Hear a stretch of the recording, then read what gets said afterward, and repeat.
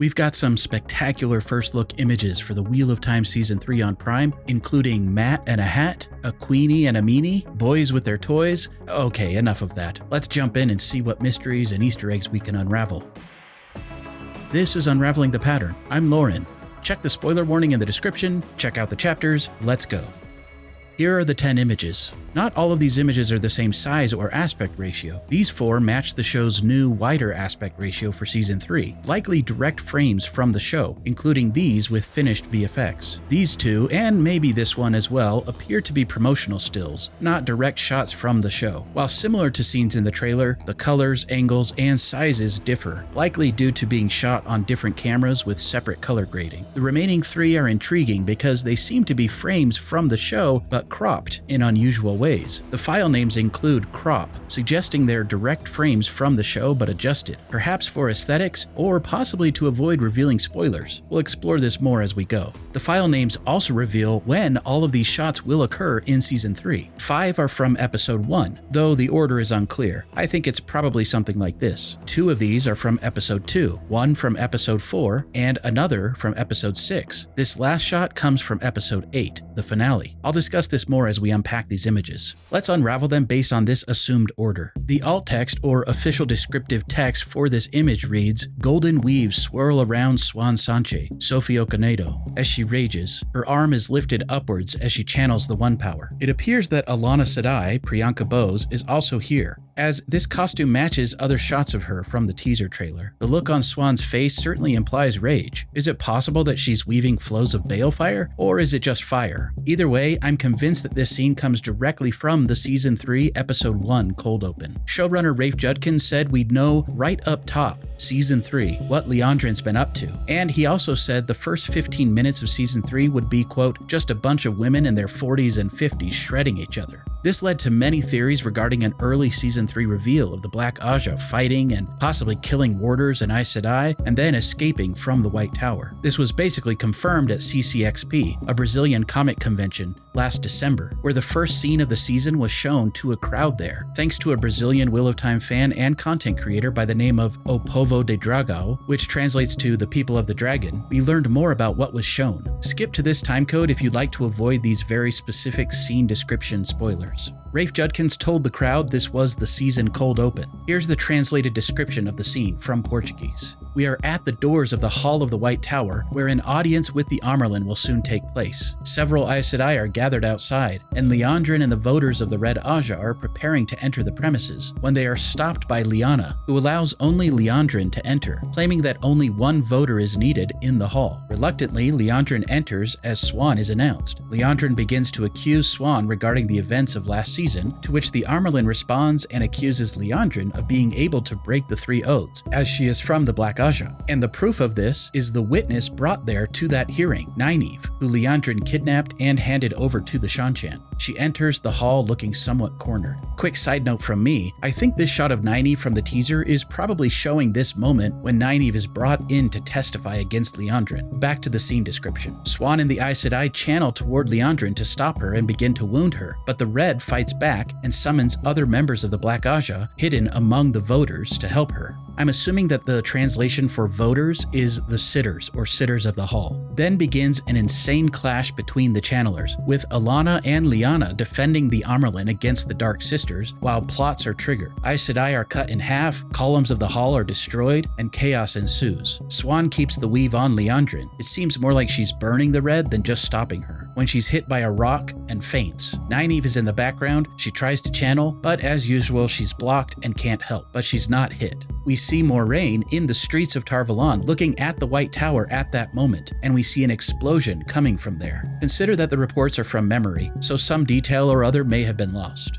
Wow, okay, pretty exciting stuff. So probably not balefire. Also, I originally thought the tower coup plot from later in the Shadow Rising Book 4 would take place at the same time as the Black Aja reveal, which I mentioned in my teaser breakdown. But now I'm sure that's not the case, and that the coup with Elaida will probably take place a bit later in the season, maybe around episode 2 or 3 or possibly even later. It was mentioned that Moiraine was in the streets of Tar Valon. As I proved in my teaser breakdown, I'm certain that this shot of Moiraine takes place in in the streets of Tar Valon, and she's likely looking up at the tower. But it's raining in this scene, so I'm not 100% sure if this is the same moment when she looks up and sees the explosion or not, because later shots from the teaser showing more of this scene taking place don't appear to have any rain. A few shots in the teaser trailer show Alanna and her two warders fighting against Liandrin, and possibly other Black Aja Aes Sedai in the streets of Tar Valon, and it appears that at least one of Alanna's warders will probably be killed, so I assume these scenes are part of the same sequence. However, it doesn't appear to be raining in these shots. Do you think that Moiraine will get involved or intervene, or will she only watch from afar?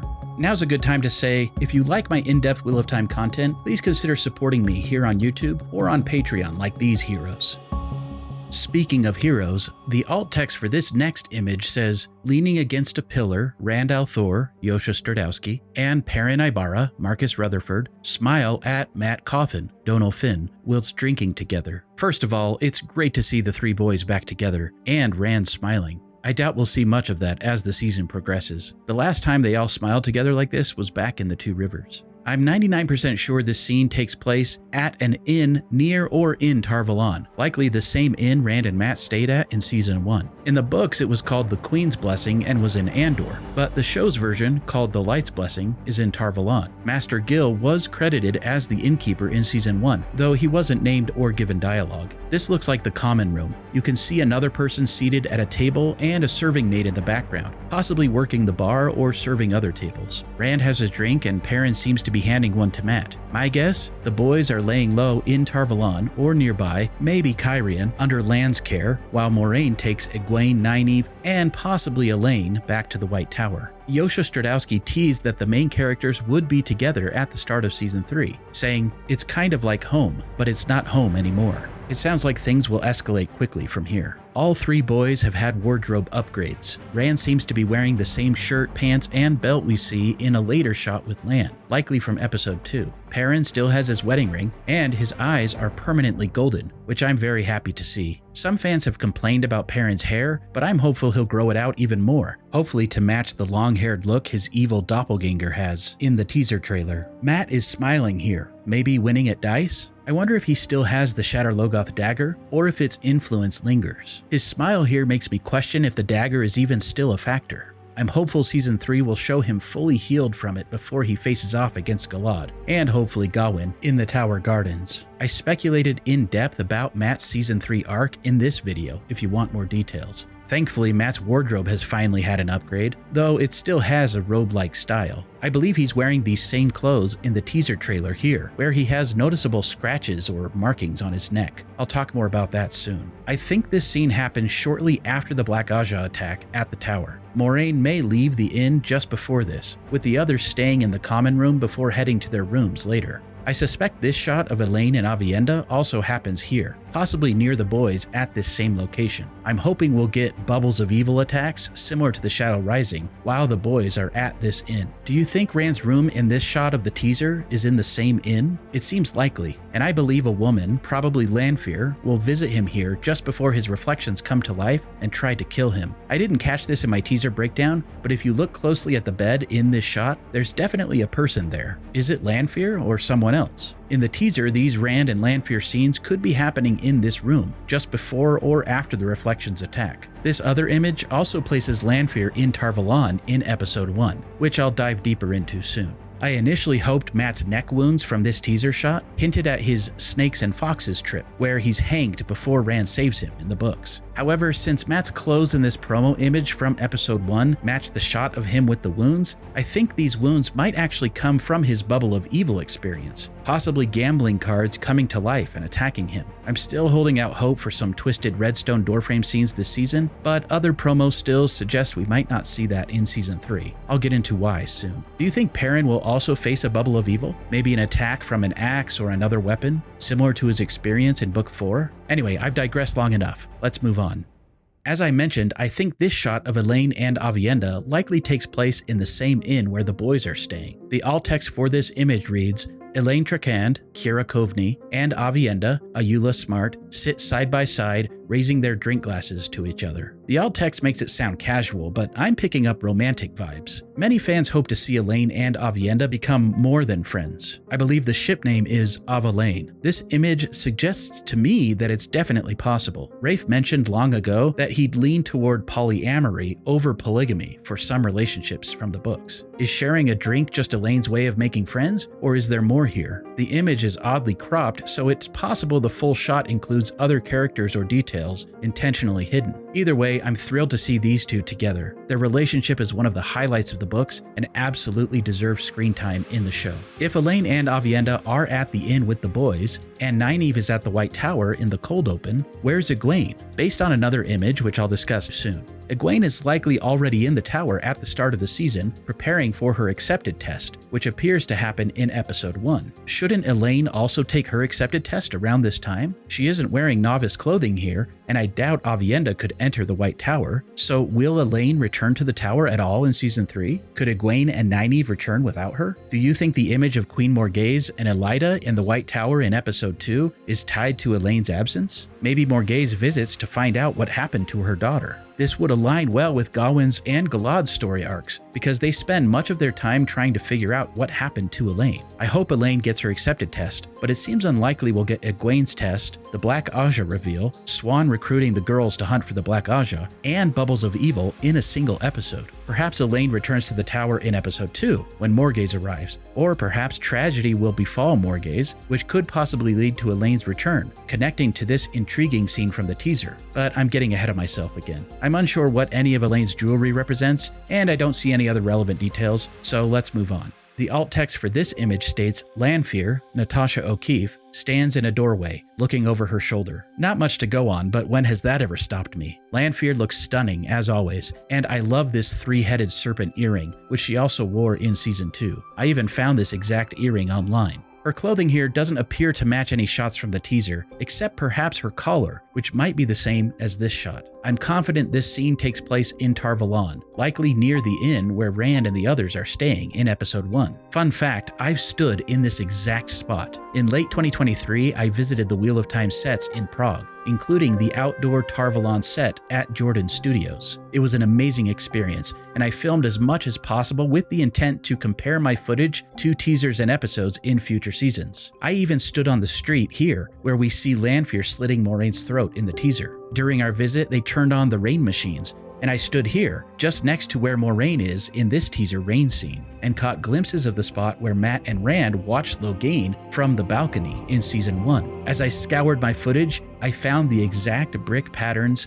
door design, and other features from this scene in my footage, though I wish I'd been a bit slower and steadier with the camera. The Tar Valon set is smaller than it appears to be on screen, about 1 to 2 city blocks, but clever redressing and filming angles make it look more expansive. This exact spot was also used in season 1, when Moiraine crossed the bridge to go visit Egwene and Perrin, who were under the care of the Yellow Aja. This doorway where Lanfear is standing is the same one Moiraine passed through in this shot. Unfortunately, we didn't have much time and I had to rush to get as much detail as I could. Shan Chan's soldiers patrolled the set and blocked some areas. Eventually, they lined up and kindly escorted us out when our time was up. Still, I rushed to capture as much as I could. While Lanfear is near the Light's Blessing Inn balcony here, the set's layout doesn't always reflect the city's in-world geography. She could be visiting someone else, like Liandrin, in a different part of the city, but I'm sure she'll be in Tar Valon at the same time as the group in episode 1, and I'm guessing she's visiting Rand or even Matt in this shot.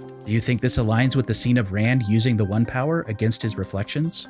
The alt text for this image reads, Elayne Trakand, Kira Coveney, Egwene Alvear, Madeline Madden, and Nynaeve Almira, Zoe Robbins, sit astride horses in front of a blue-skied mountainscape. This image is incredible. It's clearly from Egwene's accepted test for what might be. The moment I saw her wearing a golden Great Serpent ring and golden clothing, I assumed she was being portrayed as the Amyrlin in a vision of a possible future. She even has flames on her dress representing the flame of Tar Valon. The show has hinted at Egwene's potential to becoming the Amyrlin's seat, but seeing her in this golden version of what looks like green Aja armor is breathtaking. I especially love how the flames on her forearms mirror the eventual dragon tattoos on Rand's arms. If you're unsure this is part of her accepted test, Madeline Madden's Instagram caption confirms it. The way back will come but once. Season 3 is almost here, March 13th. Also, is that Bella? I've been wondering what happened to her since they let her go in Season 1 before entering the Ways. Honestly, I almost care more about Bella's fate than many of the human characters. Elayne and Nynaeve also look stunning. Elayne wears a green Great Serpent ring and a gorgeous green dress, while Nynaeve's yellow outfit suggests she's an Aes Sedai of the Yellow Aja in this vision. Her unbraided hair is another clue that this isn't the real world, but rather a vision of what might be. Another fantastic detail spotted online is that Nynaeve and Elayne's armor covers their necks, while Egwene's does not. This likely reflects her unwillingness to wear anything that would restrict her or that resembles an Adam collar around her neck, a subtle yet powerful nod to her past trauma. And who do you think they're looking at? My guess is either Liandrin and the Black Aja, or perhaps Rand, about to be gentled. What confuses me is that this image supposedly comes from episode 1. That episode already seems packed to me. Black Aja reveal, the group hiding in Tar Valon, potential Forsaken attacks or bubbles of evil, a possible Siuan and Moiraine reunion, and now Egwene's accepted test. Could the girls also be recruited to hunt the Black Aja in this episode, or will that happen later in the season? What do you think? Moving to episode 2, the alt text for this image reads, Morgase Trakand, Olivia Williams, and Elaida, Shohreh Aghdashloo, stand side by side in front of a royal entourage in a hallway. This scene is clearly set in the White Tower. The windows, pillars, and sconces all match. Shohreh Aghdashloo, who plays Elaida, confirmed this on Twitter, posting, "The White Tower awaits." In the background, we see novices, potential warders, and members of Morgase's Andorran retinue, including royal servants and guards. These servants resemble the ones introduced alongside Elayne in Season 2,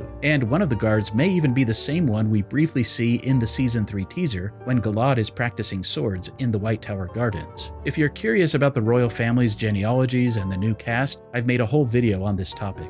The White Tower sets appear larger to me this season, as previous seasons showed tighter corridors. This might reflect not only a set upgrade, but also an adjustment for the wider aspect ratio being used in Season 3. This particular hallway set seems new, possibly leading to the Hall of the Tower or an Amyrlin meeting space. However, since the hall is expected to be destroyed or at least damaged in Episode 1, it's possible the Amyrlin will meet visitors elsewhere in the tower. Now let's talk about Queen Morgase Trakand, played by Olivia Williams. She's Elayne's mother and the ruler of Andor. Her crown, called the Rose Crown, features red gems likely symbolizing roses. Behind her, rose petals scattered on the floor suggest a ceremonial red carpet of sorts, probably used during official visits such as this. Though the crown is named for roses, Andor's primary symbol is the lion. Its banner displays a white lion on a red field, visible in the background here. Morgase's outfit also features a lion, reinforcing her royal identity. Her attire is ostentatious, fit for a queen visiting the Amyrlin seat, but likely not her everyday look. Similar to Siuan, Morgase also likely dresses more simply in private. You might think she's about to scream off with her head with this outfit, but there's a clear Queen Elizabeth I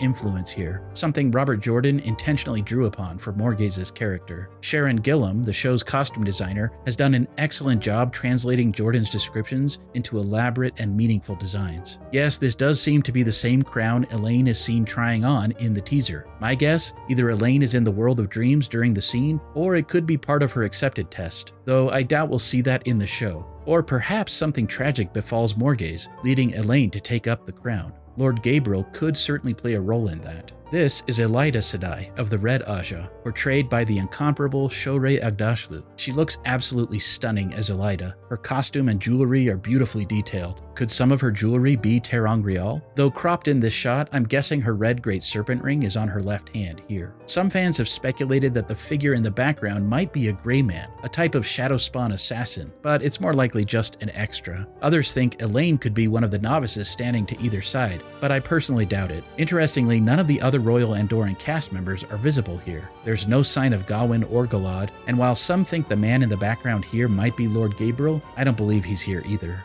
And then there's speculation that this could be the infamous Steve. If you don't know who Steve is, it's a long-running fandom joke. Before Season 1, a mystery character was listed in unofficial casting as Steve, but he never appeared in the show. Since then, fans, myself included, have been humorously speculating about his whereabouts with every teaser or release. Clearly, Steve is hiding in plain sight here. I can't believe you all missed it. The alt text for this episode 2 image says, Rand al'Thor, Yosha Stradowski, and Lan Mandragoran, Daniel Henney, wield swords back-to-back against a blue-skied mountainscape. This shot appears to match these scenes from the teaser trailer. My immediate reaction? Finally! This moment should have happened long ago, like early season 1, but better late than never. It's great to see Rand and Lan training together with swords. I'm hoping for dialogue about the flame and the void, and bonus points if we get a flashback to Tam teaching Rand something similar. It'd also be amazing to learn more about blade masters, power-wrought blades, or sword forms like Cat crosses the courtyard or sheathing the sword. Could this training scene even tie into a bubble of evil, like the one at the start of the Great Hunt? Rand's hair is noticeably longer than in Season 2, suggesting some time has passed. Do you think Rand will have a different hairstyle every season? Are we going to be able to track Rand's journey by his hair length? How many hairstyles can Yosha pull off? Hopefully we don't end up with a Harry Potter 4 situation. Their costumes are very clean, and the area doesn't look entirely desert-like, so this is likely early in their journey to the Aiel Waste, perhaps departing from Tar Valon, Cairhien, or wherever they start in Episode 1. Because these images are so high-res, these sword props actually look very dull to me. Speaking of swords, they're the most intriguing detail here. I've been wondering where Rand would get a new power-wrought or Heron-marked sword after the one from Tam was destroyed at the end of Season 2 when Rand killed Ishamael. This image answers that question while raising others. Rand has Lan's sword from Seasons 1 and 2, confirmed by the hilt and Old Tongue inscription, which was translated way back before Season 1 by Pavara, our favorite Old Tongue translator. It reads, Ninte Kalishnie no Domashita Agomar Daishan. Your welcome warms me, Lord Agomar. While it's an interesting detail, it likely doesn't have deep lore implications and feels to me more like a fun props department Easter egg for fans. After all, how would anyone engrave a power-wrought blade given their magical durability? They never go dull or need sharpening, and we've only ever seen them destroyed by the One Power. And why would Lan's official Malkyari King blade have this message? So is Lan giving Rand this sword permanently, or is it just on loan? Rand does appear to still have it later in the teaser. That raises the question, where did Lan's new sword come from? Could it be the power-wrought blade of the Malkyari Kings given to him as a baby? I hope so. What do you think? This promotional image from Episode 4 is a different angle of a teaser shot. The alt text reads, Rand al'Thor, Yosha Stradowski, Moiraine Damadred, Rosamund Pike, and Lan Mandragoran, Daniel Henney, stand alongside Aiel gazing out across a rocky, sunlit desert. The other characters are, bear with me as I do my best to pronounce their names, Nukaka Coster-Waldau as the Wise One and Dreamwalker Bear. If her name is familiar, that's because she's married to Nikolaj Coster-Waldau of Game of Thrones fame. Sinove Makodi Lund as Melindra, a Maiden of the Spear. Her press release mentions that she's a Malkyari survivor raised by the Tardad Aiel. While different from her book counterpart, I believe this change works well for TV. It emphasizes how outsiders can join the Aiel, reinforcing Rand's mother's backstory,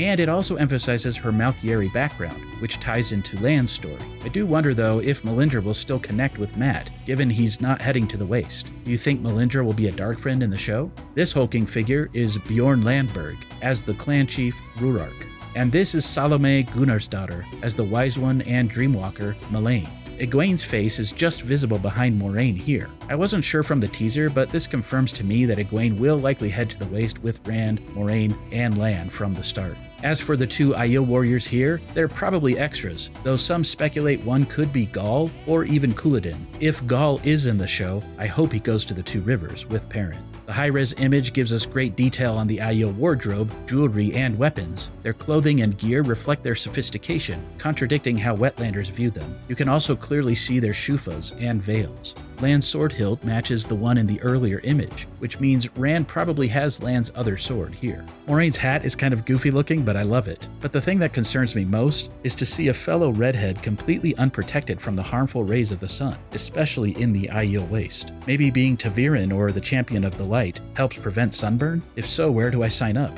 Rand's bare forearms are a nice foreshadowing of his future dragon tattoos, teased in the season's first official poster. Finally, there's no Mat. Despite some pushback in the comments of my previous videos, I'm confident Mat won't be in the Waste this season, but instead he'll be in Tanchico, which brings us to the next image.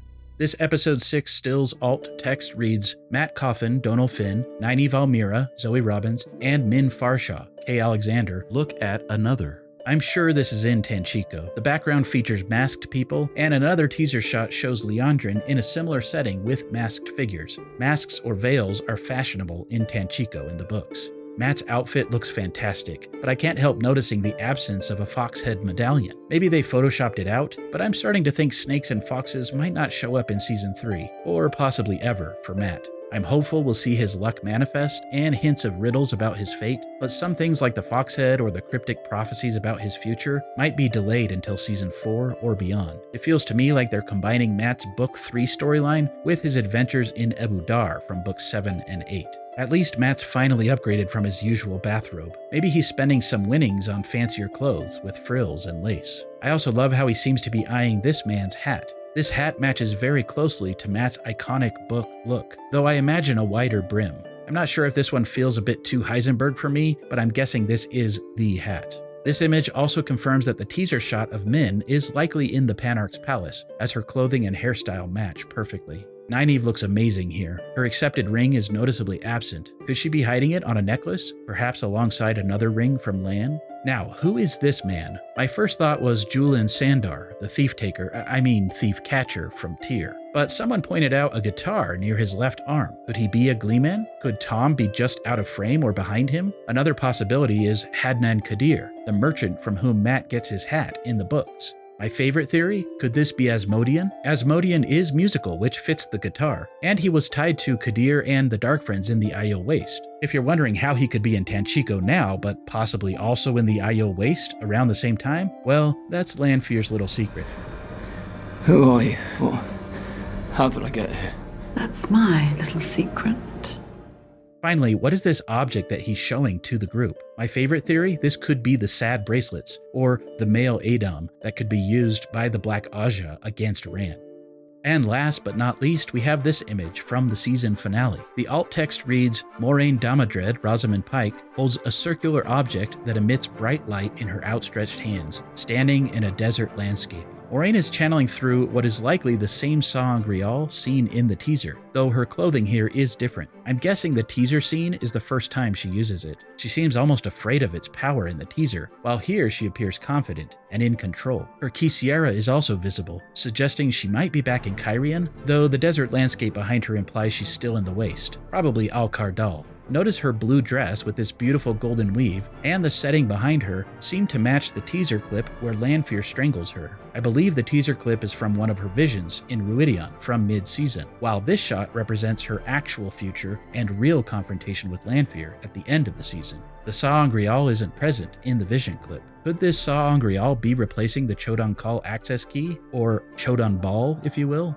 Maybe Lanfear is trying to kill Moiraine to claim it for herself. What if this image shows the culmination of Moraine's story this season, facing Lanfear near Alcar Dal rather than the docks as in the books? Perhaps Moiraine fails repeatedly in her visions because she isn't strong enough, prompting her to find a sangreal in Rhuidean to tip the scales in the real confrontation. Do you think Moiraine will suffer the same fate as her book counterpart? The teaser certainly is trying to make us think so. What do you think of these promotional images? Which is your favorite? Did they get you as hyped as they did me? What details did I miss? Thanks for watching, liking, subscribing, and supporting my channel. Don't forget to check out these related videos, and as always, let the dragon ride again on the winds of Prime.